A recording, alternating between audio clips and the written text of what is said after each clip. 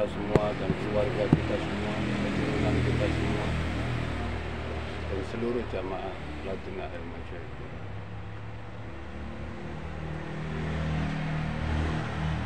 Saudara,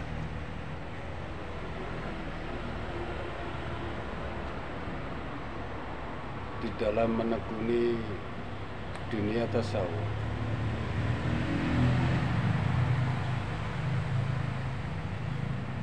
kita ini sering dihadapkan bahasa-bahasa yang ganjil. Maka bila mana mendapatkan bahasa-bahasa yang ganjil yang bersumber dari orang tasawuf juga itu, apalagi dari bisikan, maka hendaknya diikhtiarkan terlebih dahulu. Jangan langsung ditelan mentah-mentah. Kenapa? Karena sesungguhnya target setan, target iblis itu adalah orang-orang yang menekuni di dalam olah jiwa. Orang yang menekuni dalam bidang keilmuan. Orang yang mencari jalan-jalan kerinduan terhadap Tuhannya. Makanya itu target yang tertinggi adalah untuk menggelincirkan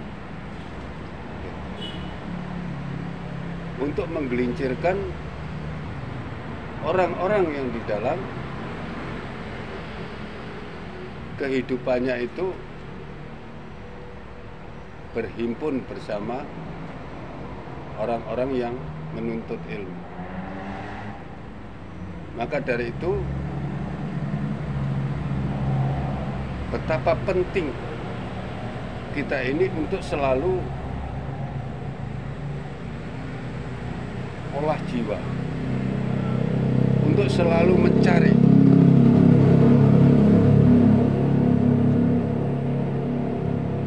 tingkatan demi tingkatan di dalam perjuangan itu.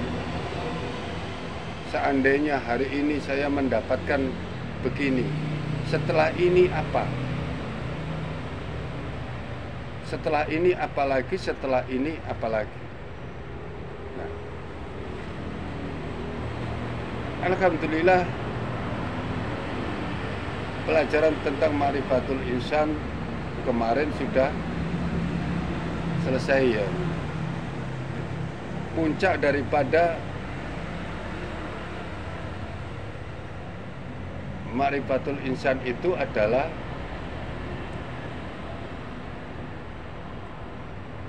orang yang seandainya dia berbicara, maka Allah nyatakan itu sama dengan bicaraku. Seandainya dia itu menggunakan tangannya, itu sama dengan menggunakan tanganku, kata Allah. Jadi puncak daripada pengenalan diri itu adalah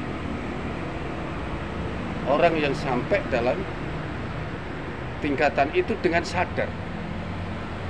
Nah, kemarin sudah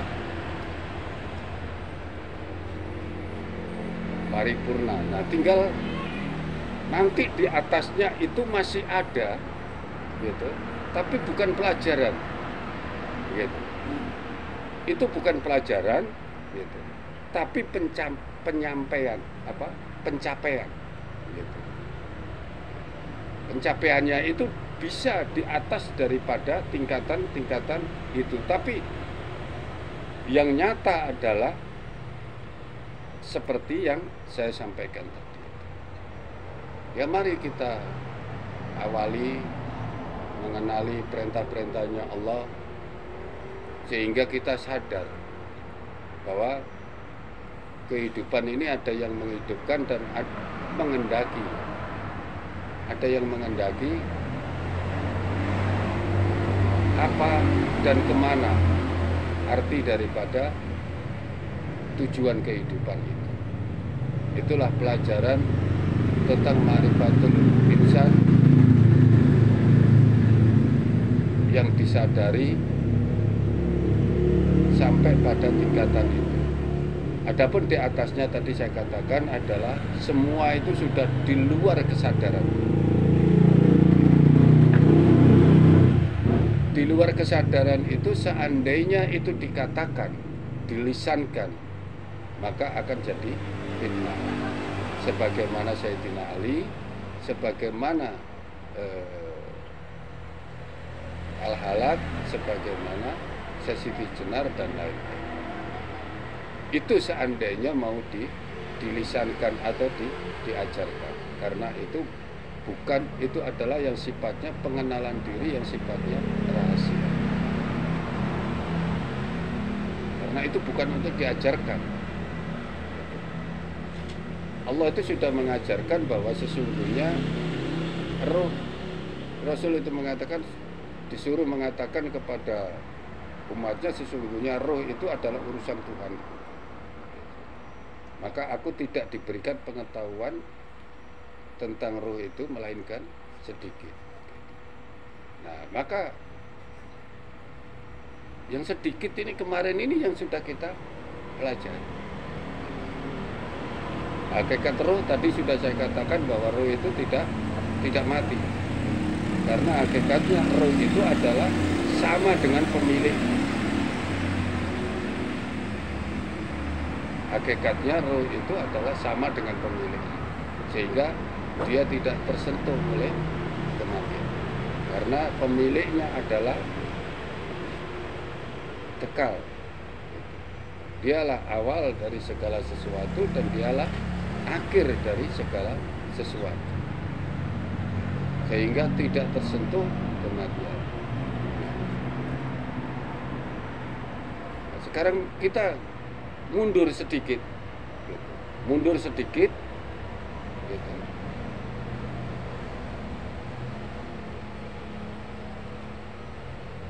Untuk mendapatkan tingkatan-tingkatan yang seperti itu, gitu, mari kita memberi manfaat di dalam hidup ini yang memiliki nilai yang lebih besar bagi orang lain. Karena sesungguhnya di dalam hidup ini kita tidak berlomba untuk sukses dalam urusan duniawi, gitu. Tapi mari berlomba, gitu, untuk mencerahkan roh. Gitu. Kekurangan memang ada di sana sini. Yang penting kita jangan membenci orang yang sedang kekurangan, itu aja. Walaupun kita di dalam kelebihan, gitu. Di satu sisi, dari sisi materi, jangan merendahkan orang yang dalam kekurangan, karena sesungguhnya dia diberikan oleh Allah sisi yang lain, diberikan kelebihan oleh Allah pada sisi yang lain, sehingga orang itu walaupun dalam kekurangan dia merasa tidak sendirian, merasa tetap bersyukur, merasa ditolong oleh Allah. Nah, salah satu di antaranya adalah bagi orang yang sukses. Bagi orang yang sukses itu mendapatkan rezeki 1 juta belum tentu sama nilainya dengan orang yang sedang kekurangan, yang nilai materinya itu rendah. Dalam mensyukuri itu orang yang sedang mendapatkan uang 100.000. Ini belum tentu sama. Karena apa? Ada teman saya itu setiap hari itu uang masuk itu sampai ratusan juta. Sholat, zakat, gitu. Tapi nilai syukur itu yang kita harus kerjakan. Nah, di dalam syukur itu apakah cukup kita dengan alhamdulillah saja terus Enggak seperti itu.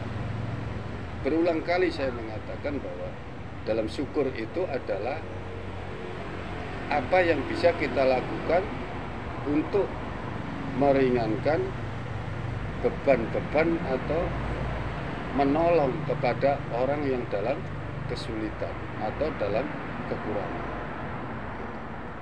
Nah, disinilah sesungguhnya nilai syukur itu. Kenapa orang yang ikhlas itu memiliki kedudukan yang tinggi di hadapan Allah dan dia sebagai target bagi iblis, yaitu agar orang ini sedikit yang bisa mencapai tingkatan muklisin itu, agar sesedikit mungkin. Iblis itu bersumpah di hadapan Allah.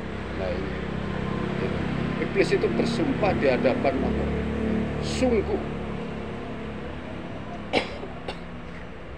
Sungguh itu adalah sebuah ikrar di hadapan Allah. Akan aku gelincirkan hamba-hambamu.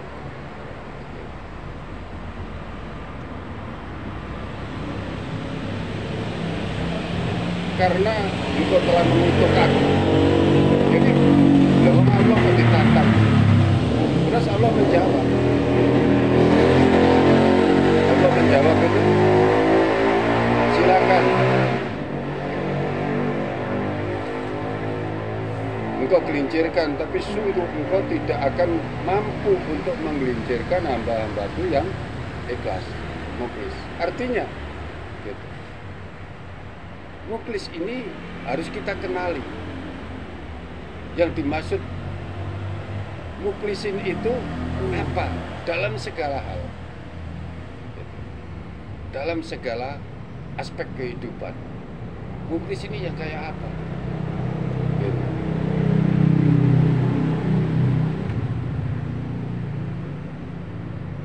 Kemarin saya dalam satu perjalanan, gitu, ada yang cerita, teman saya ini diceritain teman yang lain, dia bilang gitu. Sebetulnya teman ini yang diceritain ini sebetulnya mau marah, gitu.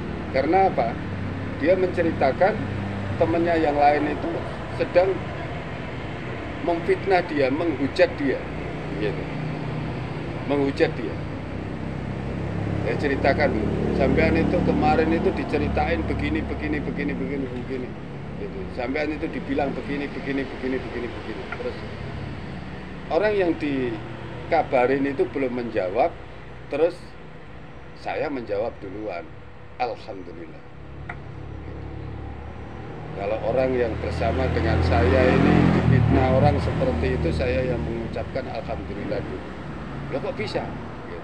Ya pastilah, karena saya tahu, gitu. Karena sesungguhnya gitu, orang yang difitnah itu adalah dikurangi dosanya, dikurangi beban-bebannya, gitu. Yang dia tidak mampu untuk melepaskan, sehingga setan itu menyuruh, gitu, menyuruh orang itu untuk melepaskan orang-orang yang dosanya banyak. Berarti dosanya kita ini dikurangi oleh orang yang memfitnah kita itu, saya bilang gitu. Nah, jadi terus saya bilang gitu, sampean ada uang 50.000? Ada, gitu. Pas di pinggir jalan itu, pinggir jalan, sampean belikan air itu, sampean bagi-bagikan itu anak-anak itu. Orang bingung semua, gitu. Ini bentuk bersyukur, saya bilang. Oh iya, aneh kan gitu. Nah ini loh kewaspadaan ini. Jadi kita itu salah satu di antaranya itu seperti itu. Jadi kita belajar untuk masuk dalam ranah ini, gitu. Dalam ranah mukhlis ini adalah seperti itu. Sudah dikasih kabar kalau difitnah orang, Malah saya suruh mengeluarkan uang 50.000 untuk beli air lalu dibagikan sama anak-anak kecil-kecil. Ini sebagai tanda syukur. Gitu. Karena kalau dosa yang dikeluarkan ini gitu mau diampuni oleh Allah, sampean nggak akan mampu membayar kafaratnya. Begitu Pak? Iya. Senang dia. Supaya apa? Lain kali nanti kalau diomongin orang jelek, tidak usah marah, gitu. Tidak usah marah.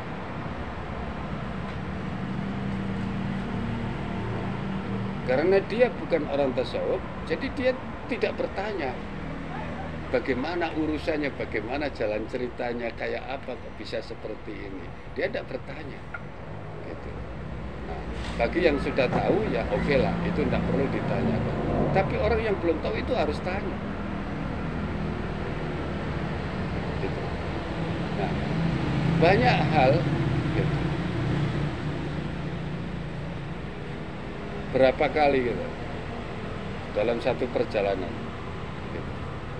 Orang di belakang, orang di sebelah ini marah-marah karena tingkahnya sesama pengguna jalan dalam berkendaraan. Tidak usah marah-marah, saya bilang gitu. Tidak usah marah-marah gitu. Tidak usah klakson-klakson gitu. Orang marah-marah itu cepat tua. Diam aja.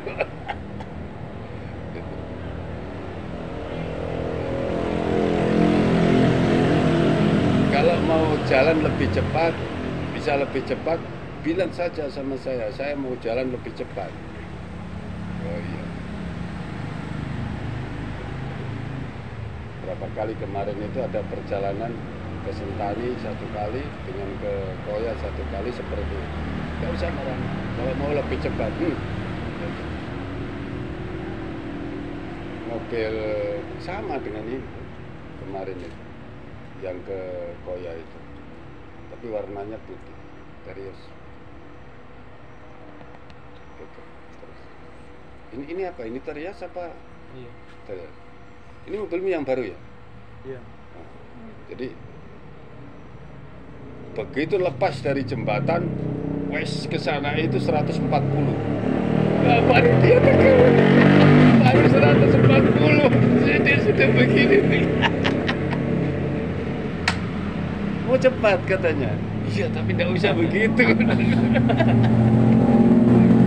Ini sama saya masih belum. Gitu. 140 mobil cantik begini, mobil baru. Tenang, masih tenang saja. Saya tidak akan belokkan kendaraan yang patah dalam kecepatan tinggi, saya bilang gitu. Akhirnya jalan santai-santai, tahan santai 80, 60, 80, 60. Cerita dia enak dia. Bilang sama saya minta cepat. Pas jalan kosong begini ya jangan tanya sama saya. Gitu. Karena tinggal keberaniannya saja. Ini mobil ini 200 kilo ini 1 jam ini, saya bilang gitu. Betul kan? 200 kilo kan 180 ini. Belum berapa ya, Bang? Enggak, anunya speedometernya. Iya. 220 kayaknya. 220 ya? Kayaknya. Iya. 200. Ini mobil kemarin saya bilang, ini mobil ini 200 kilo per jam ini, saya bilang.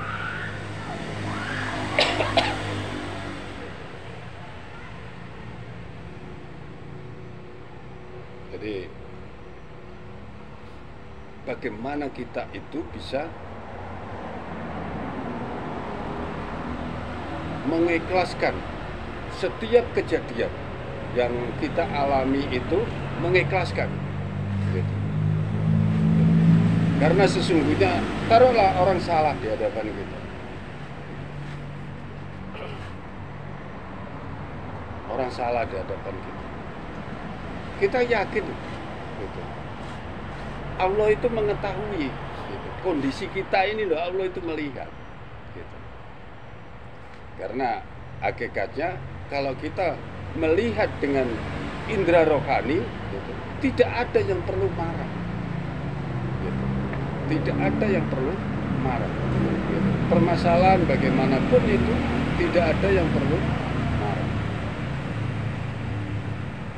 Kalau menggunakan indera rohani, sama-sama indera rohani. Karena pada hakikatnya kalau sama-sama menggunakan indera rohani, gitu, yang ada itu adalah ucapan yang bagus-bagus, saling memberi salam, saling mengucapkan saling kerinduan, gitu. Nah, tidak kenal itu kan jiwa kita yang tidak mengenali. Sesama kita itu mengenali, gitu. Kenapa orang-orang terdahulu itu setiap ada tamu, gitu, setiap ada tamu dia sudah tahu siapa yang akan datang. Orang yang dihadapannya, kenapa dia bisa tahu? Gitu. Karena Allah izinkan dia itu, rohnya itu untuk mengindra orang itu, sehingga bisa tahu apa maksudnya kedatangan orang itu. Tahu.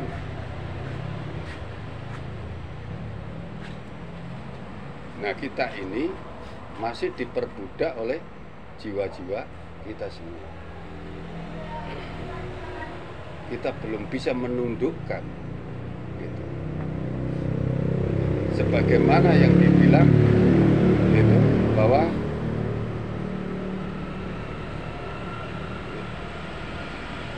orang yang jiwanya tenang, tentram, damai, itu kita ini masih belum bisa. Kalau kita bisa menundukkan, gitu, jiwa kita itu tenang, tentram, damai, gitu, maka yang akan hadir itu adalah indera. Maka dia tidak akan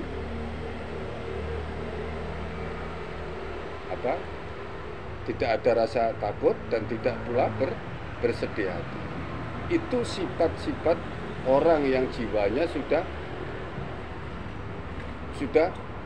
terkontrol, terkendali, gitu. Ya tentunya semua itu berkat daripada perbuatan-perbuatan yang memiliki nilai ikhlas. Kalau masih belum dalam tingkatan itu, tidak akan, gitu. Maka mulailah yang terkecil aja, gitu. Yang bisa kita ini mulai yang terkecil. Semoga dengan yang kecil itu Allah menjadikan kita, mengangkat kita yang besar itu. Kenapa iblis tidak bisa memperdaya orang yang muklis, gitu? Karena dia sudah bisa mengindra, gitu. Sudah bisa mengindra.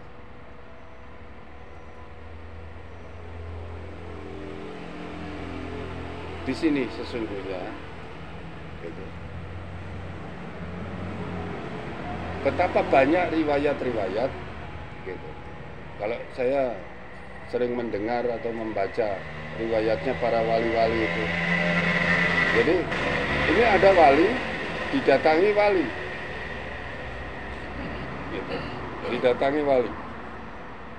Nah, wali yang mau datang ini terkenal, gitu. Terkenal. Wali ini tidak akan mengatakan sesuatu pun kepada orang banyak ini, halayak luas ini. Paling nanti ini sudah lewat baru dia katakan. Jadi contoh, siapa? Bangkalan ini siapa? Siapa?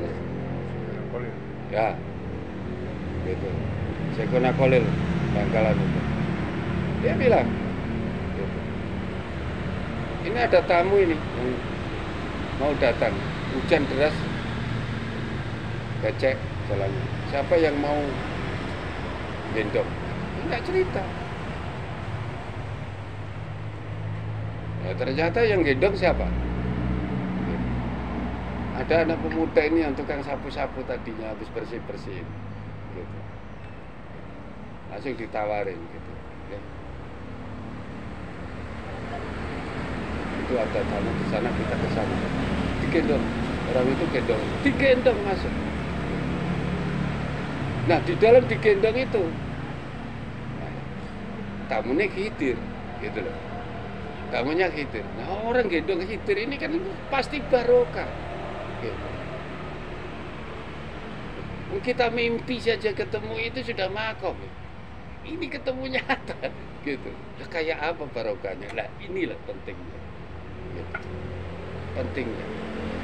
Kita ketemu, kita mencari, kita mendapatkan orang alim. Nah, cuma sekarang ini yang kita mencari orang alimnya itu yang tidak gampang. Tapi nggak apa-apa, ayo kita tetap ikhtiar saja. Insya Allah nanti kita akan dipertemukan oleh orang alim juga. Yang penting kita percaya bahwa setiap yang kita usahakan di dalam setiap pertemuan ini akan mendatangkan nur, gitu. Maka nur ini nanti akan terkumpul, gitu.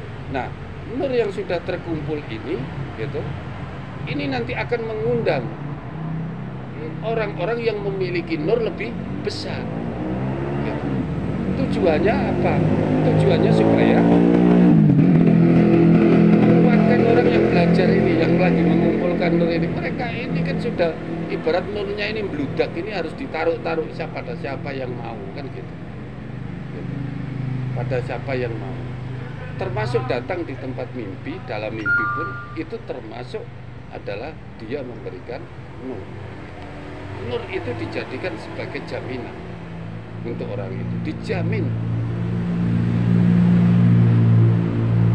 Tidak usah ketemu. Kita bermimpi ketemu Rasul, itu sudah dijamin gitu. Buat apal Quran rong mimpi ketemu Rasul, ya siapa sing arepe jamin. Nah, maka di sini ini pentingnya kita belajar. Kita belajar hakikat itu. Jadi kita mengumpulin nur yang nilainya itu tinggi, walaupun sekecil apapun. Yang kita kumpulin ini adalah nilai-nilai nur yang tinggi. Yang seharusnya kita bertemu orang itu harus marah, terus kita tidak marah. Itu nurnya besar sekali. Kita bisa berbuat sedikit saja dengan orang itu yang merasa tertolong. Itu nurnya tinggi sekali. Karena apa? Yang harus kita lakukan ini, jangan sekali-sekali mengungkit. Gitu.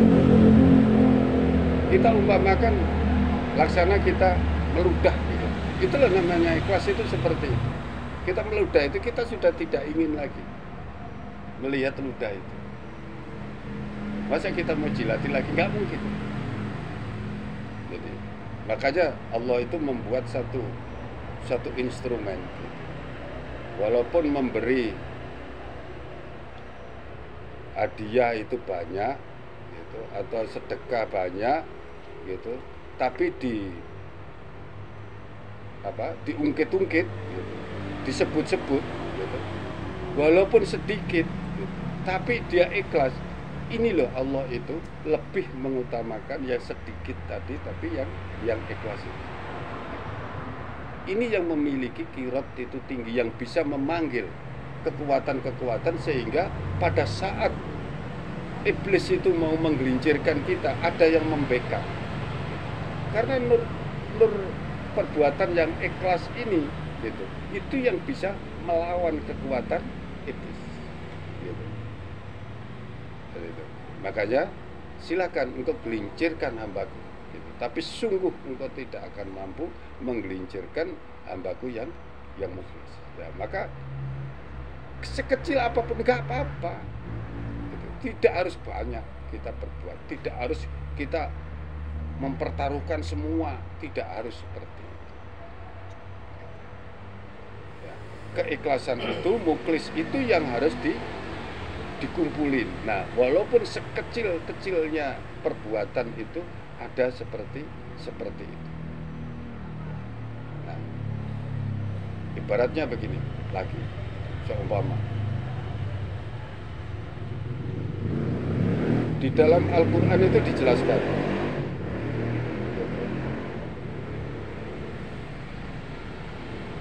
orang-orang yang beriman itu bila ingin menanyakan sesuatu gitu, bila ingin menanyakan sesuatu terhadap Rasul, maka diperintahkan dulu untuk bersedekah.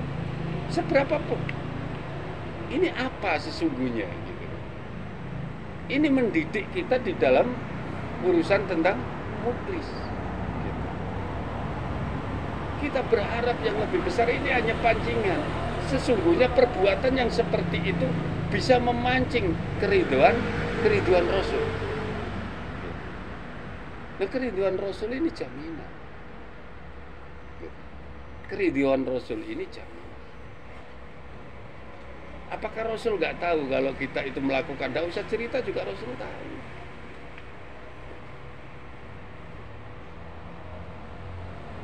Nggak usah cerita ya. Ya Rasul, tadi saya sebelum kesini tadi saya sudah bersedekah di sana sekian. Tidak perlu seperti itu. Jasad kamu saja terjadi, gitu. Itu karena pertimbangan Allah, karena nurnya Nabi Muhammad. Sebagian dari elemen yang ada di dalam tubuhmu itu yang jauhar itu, yang gaib sekalipun itu adalah bagian dari sana. Bagian dari dia. Bagaimana dia tidak tahu? Adam. Memang Adam itu awalnya adalah orang yang diciptakan, jasadnya yang diciptakan oleh Allah dari tanah. Iya memang benar. Tapi Nabi mengatakan, Nabi Adam itu belum lahir, saya sudah jadi Nabi.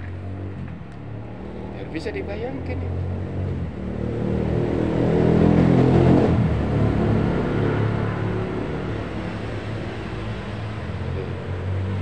Makanya saya menginginkan ada pelajaran-pelajaran ini, tidak usah malu-malu dipertanyakan, supaya kita ini bisa menjelaskan bagi yang belum ditanyakan, nggak apa-apa.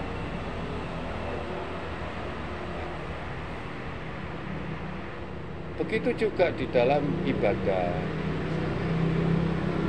Kalau memang saat ini kita masih dalam keadaan mabuk, nggak apalah kita sesaat itu menunda sholat. Nggak apa. Kenapa?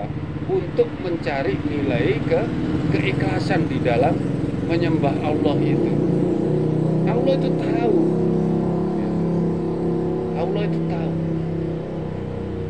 Orang ini menyembah saya buru-buru. Orang ini menyembah saya karena ini. Orang ini menyembah saya karena ini. Bagaimana? Nggak tahu. Diri kita itu tercipta bukan tercipta. Diri kita itu adalah refleksi daripada zatnya. Bagaimana tidak tahu? Yang kita yang tidak banyak tahu.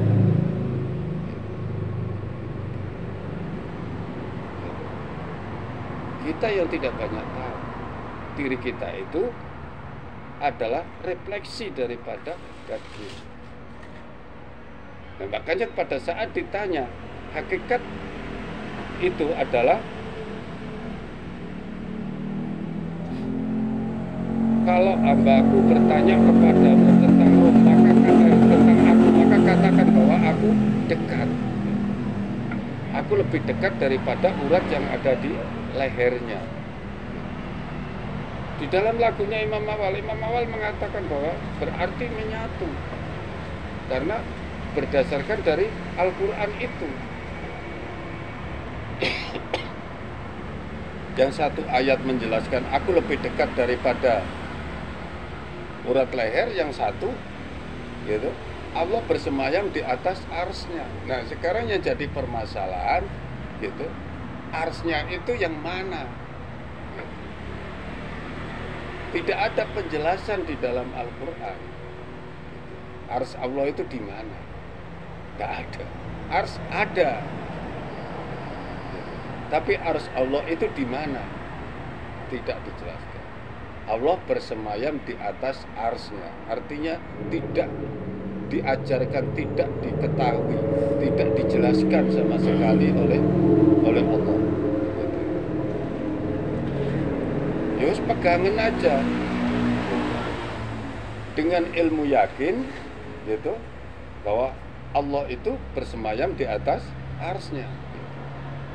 Dengan hakul yakin Allah itu lebih dekat daripada urat yang ada di leher.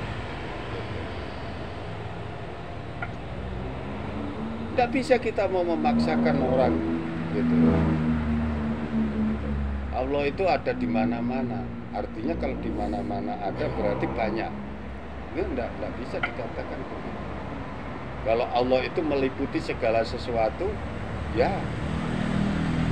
Kuasa Allah meliputi segala sesuatu, ya. Kuasa Allah meliputi langit dan bumi, iya. Itu jelas dijelaskan oleh Allah. Nah, kalau semua ini kita himpun, maka kita akan tahu jawabannya. Sesungguhnya gitu apa gitu, sampai di mana kedekatan kita dengan Allah itu kayak apa, dengan Tuhan itu kayak apa, dan gitu arsy-Nya Allah itu ada di mana.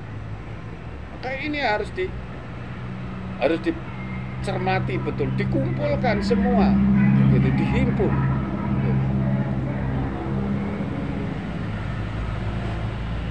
Kita juga tidak akan bisa ikhlas menerima kalau kita itu tidak paham gitu, bahwa segala sesuatu itu adalah terjadi karena perbuatan Allah. Kalau kita tidak memahami, ada ini gara-gara tadi itu saya keluar, ini gara-gara saya orang ini bisa begini, orang ini bisa begini. Jangan seperti itu gitu. Di dalam sholat kita sudah mengatakan gitu, wah sesungguhnya sholatku, hidupku, matiku gitu ya, ibadahku itu karena Allah. Artinya apa? Semua yang melakukan itu adalah Allah. Kita ini diperlakukan seperti itu. Semua yang kita peroleh juga diperlakukan oleh Allah seperti itu. Gitu. Nah, kita dalam kemujuran juga diperlakukan oleh Allah seperti itu. Entah itu ujian atau anugerah atau apa, sama. Allah yang memperlakukan semua itu. Jadi sama. Saya berjuang dalam satu keyakinan sampai pada akhirnya Allah menjelaskan dalam hakul yakin. Saya senyum-senyum sendiri. Saya senyum-senyum sendiri. Ternyata ya Allah, Engkau yang melakukan semua ini. Artinya saya senyum. Jadi seperti itulah keikhlasan. Jalan-jalan keikhlasan itu adalah diantaranya kita mendatangi orang sakit, tidak? Itu kita niatkan dengan ikhlas. Kita memberi makan orang yang sedang kekurangan dengan ikhlas. Itu adalah kita memberi minum orang yang sedang kehausan. Itu adalah diantaranya perbuatan yang dituntut ikhlas. Nah, disitulah sesungguhnya yang memiliki gitu, menurunkan benteng-benteng kepada diri kita dari amalan yang ikhlas itu gitu, menjadi apa? Menjadi backup untuk tidak digelincirkan oleh iblis. Iblis ini bukan setan. Gitu. Ini sudah kelasnya. Gitu. Sungguh bila engkau melihat si fulan itu yang sedang sakit, maka engkau akan menjumpai saya di situ. Sungguh bila engkau memberi makan orang yang sedang kelaparan ini, engkau akan menjumpai saya di situ. Ini loh, yang memiliki nilai-nilai tinggi. Gitu. Artinya pada saat kita melakukan itu, gitu, harus dicari. Gitu. Kayak apa sih keikhlasannya itu? Gitu. Sehingga kita bisa mengabarkan, gitu. Kita bisa menerima itu. Gitu. walaupun kita bisa memberi orang yang banyak. Sikap kita kalau yang ikhlas itu sebagaimana saya sampaikan tadi itu laksana orang yang sedang meludah tadi. Sampai dalam peribahasa itu dikatakan apa?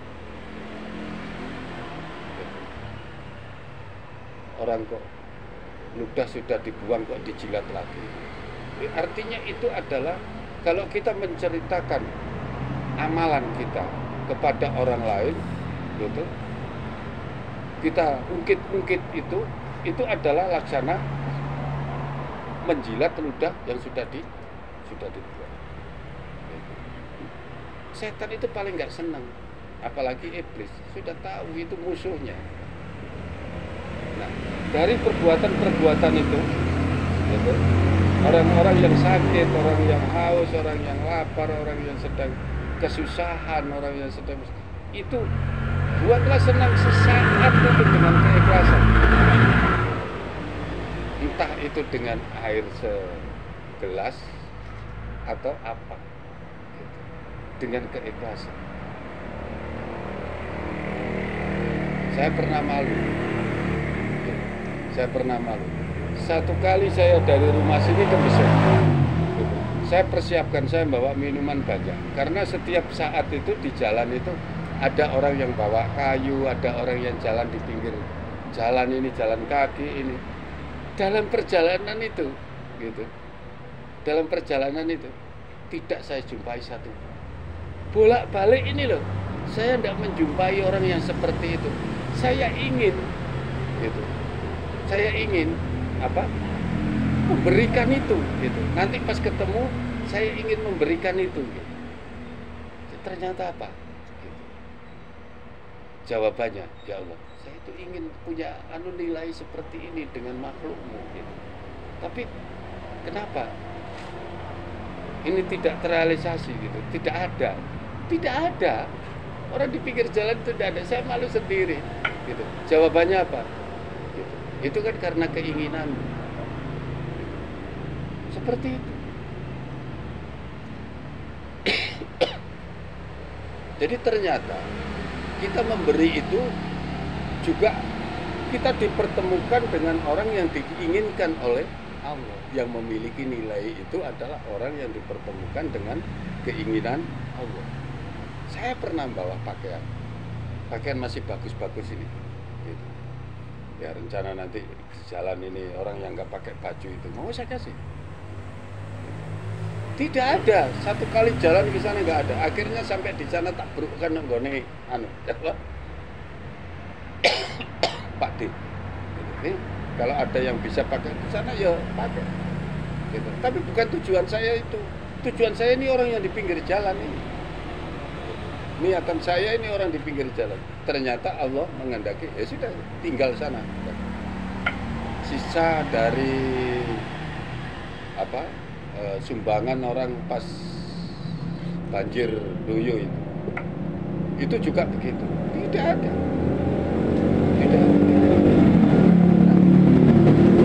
Seperti itulah kalau kita itu melakukan sesuatu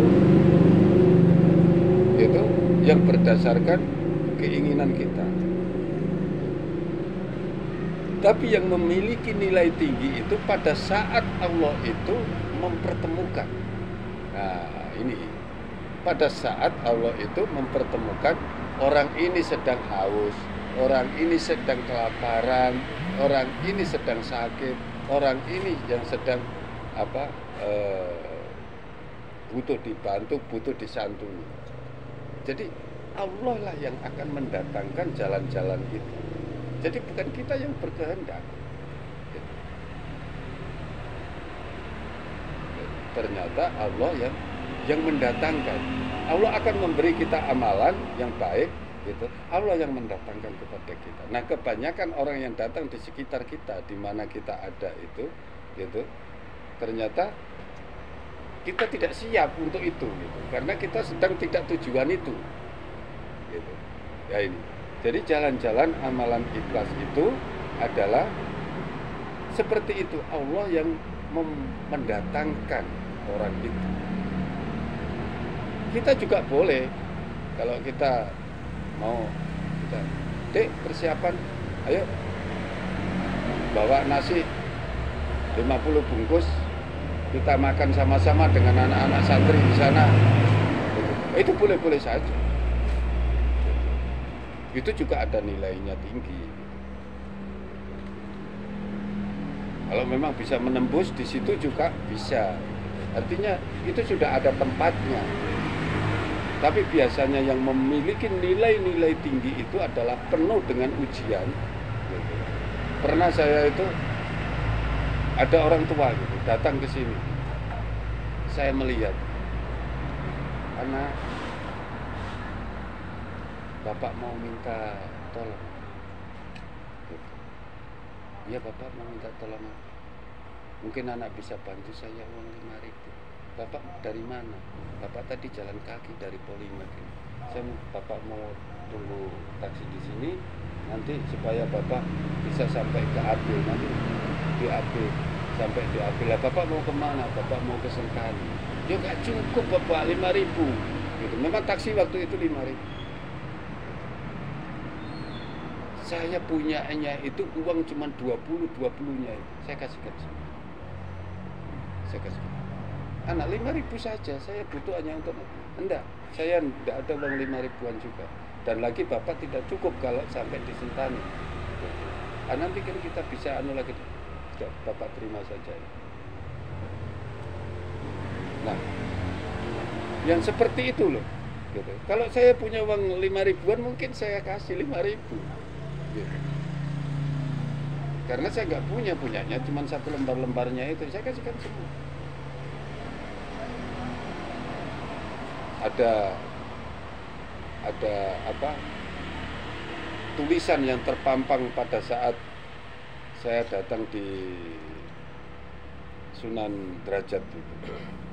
Di Sunan Derajat itu ada tulisan gitu, apa, payungono wong sing kepanasar kehujanan gitu, kehujanan payungono wong sing, terus wene ono mangan wong sing keluwen, terus wene ana ngombe wong sing kehausan. Nah, itu maksudnya setelah saya di sana gitu, begitu habis baca itu, saya habis berdoa, saya duduk sejenak, saya mundur ke belakang situ gitu. Terus saya merenung sejenak gitu. Ternyata itu luas sekali gitu.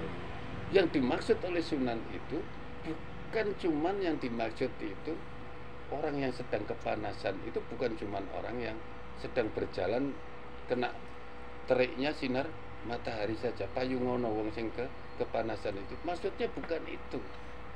Gitu. Bukan ini saja gitu. Kalau kita itu tahu gitu. Kita tahu. Kita ketemu, kita bersama dengan orang ini perbuatannya ke ahli maksiat ini. Orang ahli maksiat ini ujung-ujungnya nanti kemana? Neraka. Panas nggak neraka? Sampai di situ. Maka payungono maksudnya kita ini memberikan pituduh. Kita memberikan satu anu dengan mereka ini. Kita berikan masukan-masukan yang agar dia itu apa? Meninggalkan maksiat-maksiat. Begitu juga dengan orang yang haus, begitu juga dengan orang yang sedang kelaparan. Nah, begitu juga hadis Quran itu, hadis qudsi itu gitu. Sungguh bila engkau mendatangi orang yang sedang sakit itu gitu, maka engkau akan menjumpai aku di situ. Itu juga luas sekali. Makanya segala sesuatu itu jangan cuman diterjemahkan dengan bahasa yang kita mengerti saja. Perlu ditanyakan, ini apa yang dimaksud seperti ini? Maka jadikan itu, nanti dijadikan satu pelajaran, satu materi gitu. Setelah saya malang melintang setiap tulisan di situ gitu. Itu ada foto gitu. Ada foto yang saya ada di situ. Itu saya, begitu saya masuk melihat itu, langsung saya terdiam di situ, cekek. Dan saya terdiam di situ, saya ngerokok habis satu sebelum masuk di wilayah Mbah Ibrahim Asmoro Kondi. Tulisan di situ itu, tulisan itu, sabar lan neriman. Neriman. Iku ono. Ngono iki ditekek kok nguar. Tulisan ini depan sebelum kita masuk. Yang lain ini sudah masuk, saya duduk di situ, saya pandangi. Kenapa nggak terima saja? Enggak, kalau terima itu kejar ini tak tanyakan sama orang-orang itu dalam bahasa Jawa itu cuma satu hal, satu permasalahan. Tapi kalau teriman itu banyak permasalahan yang dia harus bisa terima sebagai kenyataan. Oh, saya tanya ini sastra Jawa, bedanya nerimo sama neriman ini. Akhirnya di situ saya mengagumi pesan yang ada di situ. Saya mengagumi pesan yang ada di situ. Ya, tafakurnya luar biasa. Jadi kita datang ke sana itu juga kita mengambil simbol-simbol yang ada di sekeliling. Simbol-simbol itu penting.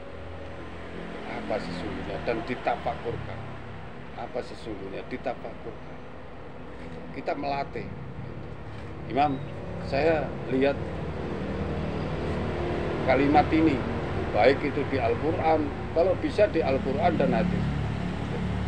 Kalau enggak, fatwa-fatwanya ulama juga oke.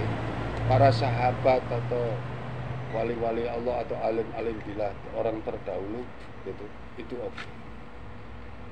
Ini yang dimaksud apa? Ini seorang imam itu dimintai penjelasan tentang itu. Ini maksudnya apa? Supaya kita bisa mengerti. Oh, ternyata seperti ini. Nah, itu amalan-amalan yang mengantar kita itu mendapatkan backup dari Allah. Gitu, dari serangan iblis, maka gitu, kita belajar untuk mengenali gitu, apa yang kita lakukan. Maka jalan-jalannya amalan yang ikhlas itu adalah Allah sudah menunjukkan jalan seperti itu tadi itu ya. Orang yang sedang sakit, orang yang lapar, orang yang sedang susah gitu, terus orang yang apalagi tadi itu silakan untuk diambil dan tafakurkan. Mana katanya Allah ada di sini, itu yang begitu itu nanti dicermati gitu. Jangan kita langsung memponis orang yang sedang sakit itu gitu. Dia sakit ini karena kurang sholat atau kurang sakit kepala, darah tinggi, kurang sholat, terus ngeluh, terus tangannya patah karena dia salah begini, itu boleh-boleh saja. Tapi kalau itu kita katakan sekaligus dengan orang itu menyakitkan hatinya orang yang sedang sakit gitu. Tapi kalau kita itu mengenali gitu, oh, orang ini karena ini, Allah mengabarkan kepada saya bahwa orang ini sakit karena salah, orang ini sakit karena diuji, orang ini sakit karena kualat, orang ini sakit. Tapi itu tidak boleh diungkapkan, didoakan saja, doakan orang itu, terus kita hibur orang itu. Orang yang sedih dengan ikhlas kita hibur, kita senangkan, kita buat dia senyum saat itu gitu. Jangan kita tambah kesedihan. Orang sudah sakit ditambah sedih, tidak boleh. Itu menyakitkan. Nah, inilah jalan-jalan itu gitu. Setelah kita rahasianya itu sudah tahu gitu, terutama paling gampang itu orang yang sedang diuji. Orang ini sebetulnya amalannya opo itu jika Gusti Allah sampai kayak gini nih, orang ini loh amalannya apa. Jadi orang sakit itu kita cari, kalau perlu tanyakan teman-temannya itu, kita orang ini sebetulnya amalannya apa. Nah, inilah jalan-jalan untuk menuju amalan-amalan yang rahasia, sehingga Allah juga akan memberikan gitu nilai-nilai yang sifatnya rahasia, bukan cuma terhindar dari manusia gitu, bukan backup dari sesama manusia, itu juga backup dari setan bahkan iblis. Nah ini mari kita mencermati gitu, dengan nilai-nilai itu kita menjaga perasaan kita gitu. Karena jelas gitu, saat ini kita melihat orang yang sedang kelaparan, dengan senang hati, dengan keikhlasan, satu kali saja dengan keikhlasan kita bantu orang itu dengan nilai ikhlas menurut Allah gitu. Insya Allah anak keturunan kita itu dihindarkan oleh Allah dari keadaan seperti itu. Gitu. Itu barokahnya. Kita akan dihindarkan dari itu. Nah, kita juga begitu. Kita mendatangi orang sakit, kita mendatangi kuburan, kita mengantar jenazah itu. Semua itu ada. Bagaimana yang tidak baik ini kiranya Allah hindarkan dari kita. Itu hasil daripada keikhlasan itu.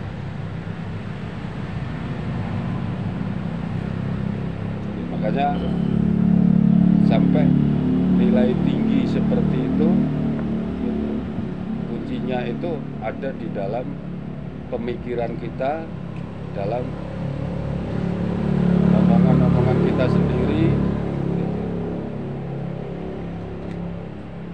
macam yang tadi disampaikan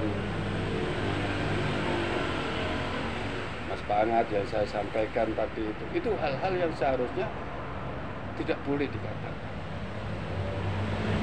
Itu menantang Allah, menantang Tuhan. Jangan coba-coba.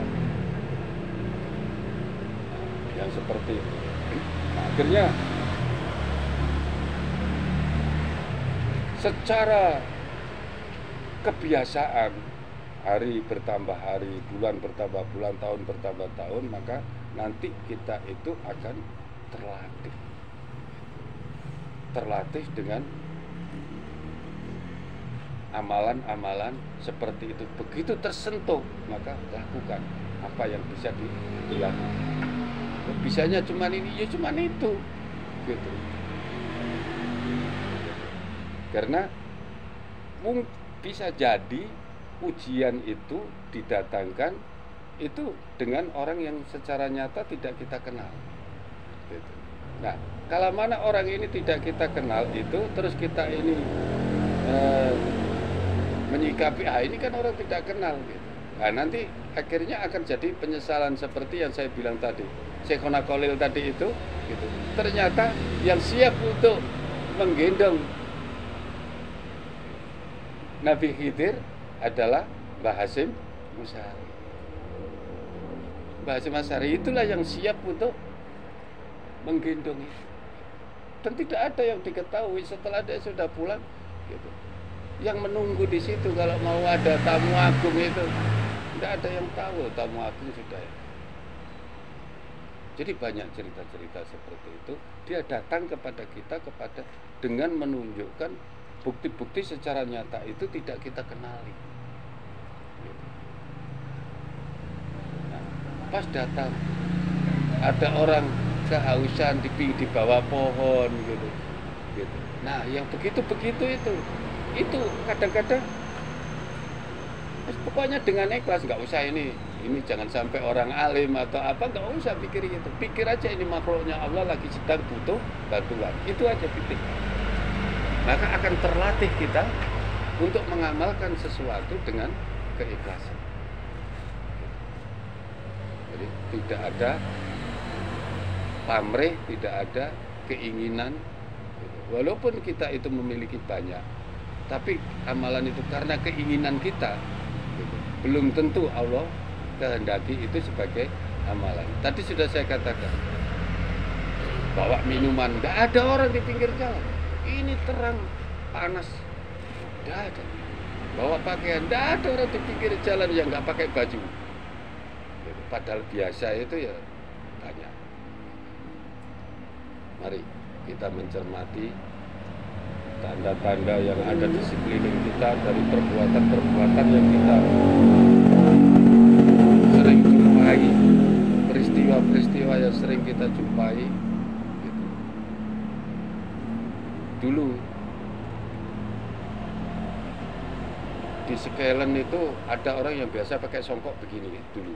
Itu saya berapa kali itu seperti orang anu itu pakai songkok begini, orang sini yang biasa ada tulis-tulis di anu itu di apa Sekelen itu sebelum tikungan panjang itu sebelah kanan itu ada lorong jembatan itu yang dulu ditemukan dia meninggal di situ itu berapa kali pas ketemu begini gitu. Orangnya itu duduk di bawah pohon itu. Saya langsung pulang. Cepet-cepet saya suruh bungkuskan ini nasi 2 bungkus, cepet gitu. Saya balik langsung ke situ, tidak ada. Itu berkali-kali. Pernah ketemu saya ampiri, saya nggak punya duit gitu. Saya kasih rokok, dia nggak mau. Padahal saya tahu dia itu merokok gitu. Nggak mau saya kasih rokok. Saya kepingin bisa memberi sampai dia meninggal, itu nggak bisa. Tapi niatan saya itu sudah ada ya, alhamdulillah kita dapat niatan aja. Berulang kali saya bawa nasi itu. Nah, kemarin aja yang seneng ini, yang orang telanjang-telanjang itu, kita di sana saya perhatikan, saya bawain nasi itu, terus dengan senangnya, dengan lahapnya di depan wali kota itu langsung dia makan, gitu, dengan lahapnya dia makan. Itu saya merasa, ya Allah, saya bersyukur betul-betul. Gitu. Itu sengaja kita bawa nasi itu 2 bungkus, saya kasihkan dia 1 bungkus. Itu tidak sengaja. Ternyata pada saat tidak ada kesengajaan ini, itu ketemu dihadapkan. Tapi pada saat kita mempersiapkan, tidak dapat kita, tidak dapat.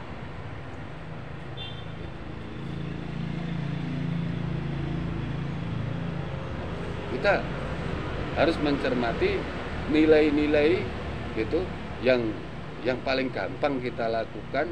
Itu loh tanda-tandanya perbuatan-perbuatan yang mengandung nilai ikhlas. Itu seperti itu. Tapi ya kalau kita jalan itu, makanya kalau di Jawa itu kita bawa uang receh ya, kalau mau jalan itu kita di Jawa itu kita tidak usah memikirkan ini orang mau kaya kah, mau miskin, mau apa, tidak pernah memikir itu. Gitu. Pokoknya ada orang, karena kita menggunakan apa pelajaran dari Allah untuk siapa? Untuk Khidir alaihissalam. Nabi Khidir itu diajarin gitu, jangan memutuskan harapan makhluk. Ini orang yang sedang minta. Orang kaya ya nggak apa-apa. Kita lebih miskin ya nggak apa-apa. Kita ini cuma menghindari pada saat itu kita sedang jalan-jalan ini sedang kaya. Jadi pada saat ini sedang piknik-piknik ini kita sedang kaya. Gitu. Nggak tahu kaya apa. Gitu. Tapi itulah kita sedang kaya. Jadi kita persiapkannya uang ribuan.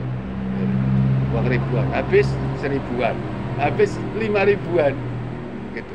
Sampai seperti itu. Karena kita pernah mempelajari ajaran Allah, mimpinya Nabi Khidir alaihissalam, gitu, dengan pelajaran, gitu. Kalau orang tasawuf itu di mana dan kapan saja itu harus bersikap, jangan memutuskan harapan makhluk. Nah ini, itu tidak gampang. gitu. Karena belum kelasnya wali, jadi kan gitu. Tapi sediluk mana kalau Allah ngangkat derajat kita gitu, maka kita akan mengalami yang seperti itu. Kalau perjalanan ceritanya Agil Sirot temani Gus Dur untuk mencari wali di Masjidil Haram itu gitu. Yang diperkirakan wali oleh Agil Sirot itu semua itu apa itu? Sul pakaiannya bagus-bagus sorbane wanu putih anu ngene. Tidak itu tidak. Tibake ana wong rada gembel ngono karo lungguh nang ngene sajadah sing kumel. Sajadahnya ini sudah lusuh gitu. Duduk dengan zikir komat kamit itu Gus Dur. Si Agil Sirot ini tidak nyangka sama sekali. Gus Dur belok di situ. Minta didoakan. Coba. Terus didoakan, habis itu ditinggal pergi. Mari ngono dek ngomong kita gitu. Jadi ngomel sama Allah, ya Allah sesungguhnya kesalahan saya ini apa gitu. Ini sambil ngomel begitu. Kesalahan saya ini apa? Ya sudah sembunyi tapi ada orang tahu. Akhirnya dia jadi presiden. Itu. Jadi ada memang. Nah, ayo sebelum kita jadi yang seperti itu harus kita latih dulu. Kita latih dulu untuk memiliki nilai-nilai amalan tentang keikhlasan. Karena ilmu yang kita peroleh itu harus memiliki manfaat. Kita yang akan melatih itu sampai Allah. Nah, mudah-mudahan usaha gitu, usaha yang kita lakukan sedikit dengan penuh kesadaran ini gitu, dengan berusaha untuk memiliki amalan keikhlasan ini akan disambut oleh Allah sebagaimana janjinya. Janji Allah itu bila hambaku datang kepadaku berjalan kaki maka akan aku sambut sembari berlari. Nah ini, ayo mudah-mudahan yang sedikit ini menjadi acuan kita untuk belajar mendekat kepada Allah untuk mendapatkan amalan-amalan yang nilai ikhlas itu gitu. Tidak harus banyak dan tidak harus disaksikan oleh manusia banyak gitu. Tapi inilah sesungguhnya yang dicari sumber-sumber keikhlasan itu adalah Allah telah mempertemukan yang tidak dengan kesiapan kita. Ciri-cirinya diantaranya adalah itu tadi. Mudah-mudahan Allah senantiasa memberikan kemudahan jalan-jalan untuk bisa mencapai amalan-amalan yang mencerminkan atau mengandung nilai-nilai mukhlisin itu. Mohon maaf bila ada kekurangan dan kesalahan. Tentu belum sempurna saya menyampaikan. Dengan waktu sedikit mau membahas itu pastilah tidak akan cukup gitu. Seharusnya ya mungkin 2-3 jam itu baru saya bisa terbaik. Semoga Allah meridhoi kita semua dan meridhoi nilai materi majelis kita pada malam hari ini akan menjadi amalan-amalan kita yang mendapatkan nilai mukhlisin tauhid. Wabillahi taufik wal hidayah, wassalamualaikum warahmatullahi wabarakatuh.